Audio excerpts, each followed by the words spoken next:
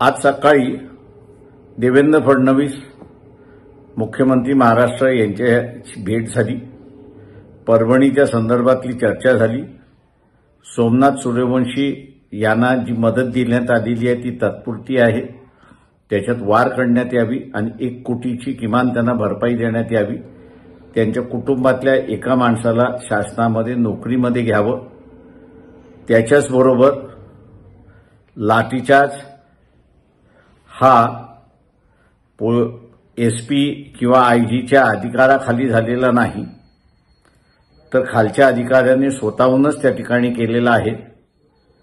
त्याची ज्युडिशियल चौकशी झाली पाहिजे आणि त्याच्याच बरोबर ज्या नागरिकांना मारण्यात आलेला आहे, हातपाय तुटलेले आहेत, बेदम मारण्यात आलेला आहे, अशांना पोलिसांच्या विरोधात कारवाई करण्याचा अधिकार असला पाहिजे आणि ते जर एफआयआर नोंदवत असतील तर ती एफआयआर नोंदवली गेली पाहिजे, ही मागणी सुद्धा मान्य करण्यात आली।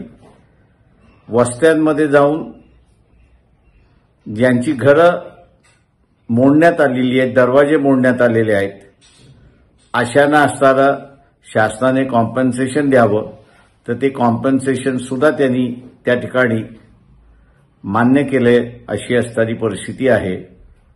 यालाच अनुसरून अनेक प्रश्न झाले की ज्याच्यामध्ये आदिवासींचा सुद्धा झाला।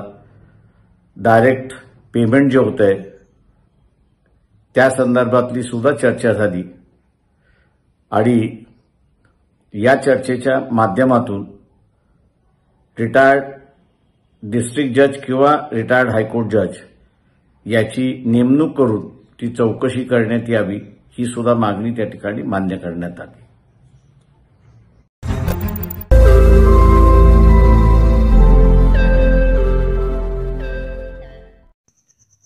रोज नई खबरों को देखने के लिए हमारे औरंगाबाद समाचार चैनल को सब्सक्राइब कीजिए और नोटिफिकेशन पाने के लिए हमारे बेल आइकन को दबाइए ताकि हर खबर की नोटिफिकेशन आपको मिलती रहे।